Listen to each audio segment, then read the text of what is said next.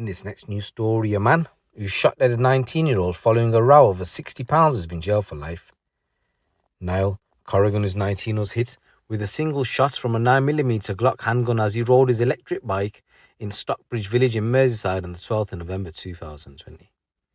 The gunman, Martin Wilson, and his friend Connor Smith were each given a minimum of 32 years for murder and related firearms offences. A third man, Jamie Coggins, was jailed for 4 years at Liverpool Crown Court after being convicted of assisting an offender by helping Smith hide after the shooting. Wilson, who's 37, and Smith, who's 26, shot Mr Corrigan and then rode off on his electric bike as he lay dying. Mr Justice Goose, passing sentence at the end of the 6-week trial, said the murder of Nyle Corrigan was only 19 when he was killed has caused his family and those who knew him profound grief, while the shooting itself caused the local community great shock, and there was quite a lot of tension in the courtroom between members of the victim's family and friends and relatives of the defendants. In the wake of the shooting, Smith, who described himself in court as a kilo quantity dealer of Class A, fled to Spain. The court heard he'd in flat with Coggins, who was also described himself on the witness stand as a significant dealer for about a couple of weeks before leaving Merseyside. Wilson had previous offences for drug supply and burglary, including a raid on the former home of the former Liverpool footballer Steven Gerrard in 2007 when he threatened to kidnap the footballer's children. Smith remained on the run for years before returning to the UK of his own accord in 2023, which the judge said may have been because the other suspects had been released without charge.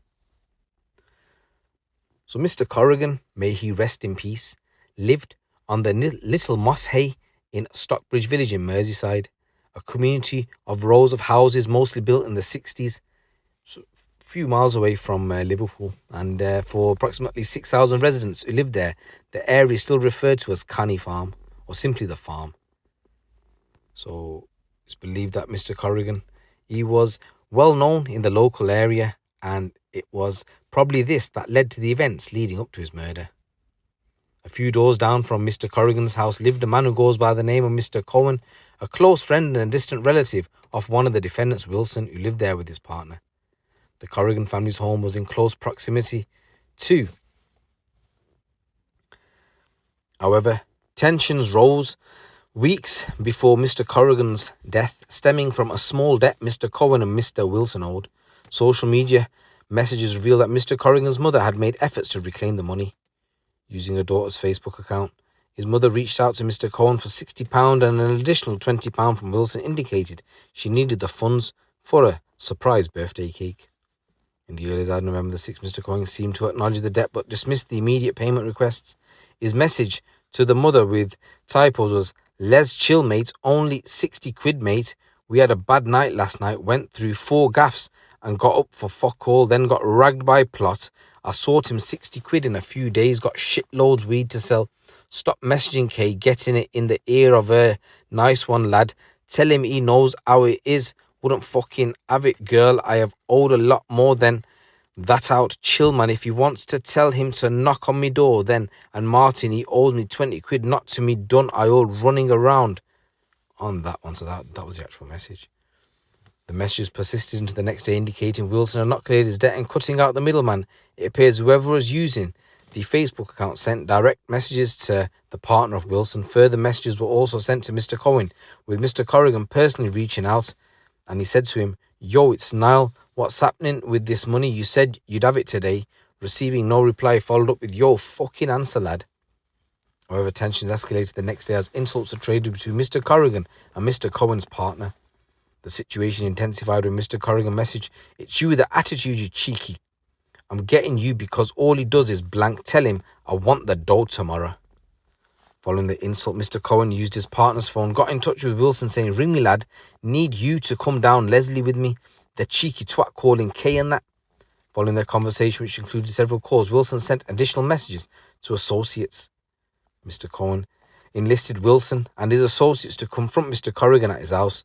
This was no longer just a dispute about money, it was about the way Mr Corrigan had gone about trying to deal with it. Ego and pride was now at stake, and Wilson in particular was not going to tolerate it. On the evening of November the 11th, at around 9 p.m, a black Audi 4x4 pulled up alongside Mr Corrigan's home, carrying several masked men looking for him. Wilson said he was angry that Mr Corrigan had confronted his friend the way he had, and that the teenager had allegedly thrown some tools at him, and Wilson told Miss Kelly that her son was dead.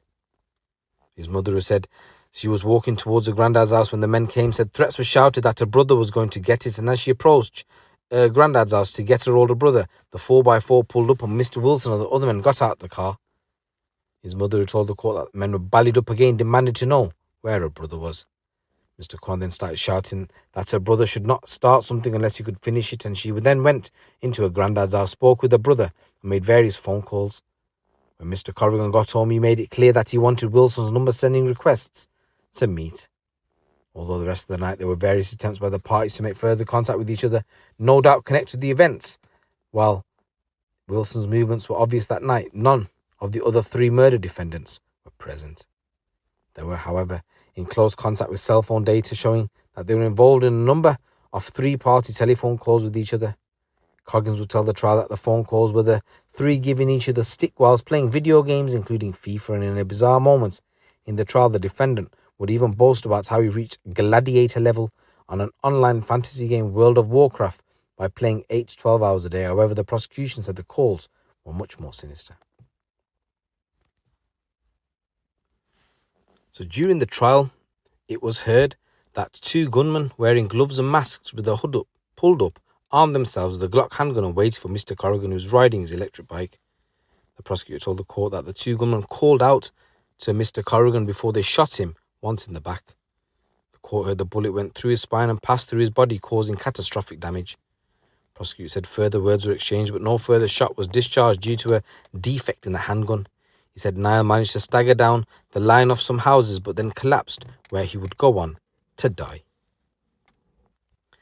Mr Corrigan's sister received a phone call from a family friend shortly after the shooting, and she quickly found her mum, brother and granddad before they drove to the scene. She recalled her brother was on the floor and he was speaking, but then she said he started to struggle to get his breath and he was holding the hands and it wasn't good, and his last words were, "I'll be sweet, kid."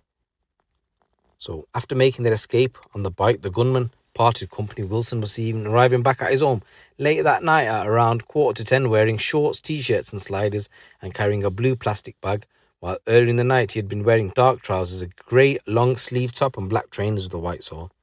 Having left his phone at his home, he sent a message to his dad which said, "You okay, lad? Just woke up," in what the prosecution said was plainly an attempt to provide himself with an alibi. His dad would come round shortly before leaving again a minute later. Wilson then made a number of calls, including to his brother, Mr Cohen, and then Mr Corrigan's friend. Wilson then left his house in a taxi before he was spotted on CCTV buying alcohol in the company of Mr Cohen. Wilson would then be dropped back to his home at around 11 o'clock in the night. Shortly after 6 o'clock the next day, his house was raided by police and his iPhone was seized, and he was arrested on suspicion of murder, and he later released under investigation. While this was ongoing, his co-defendant went to ground.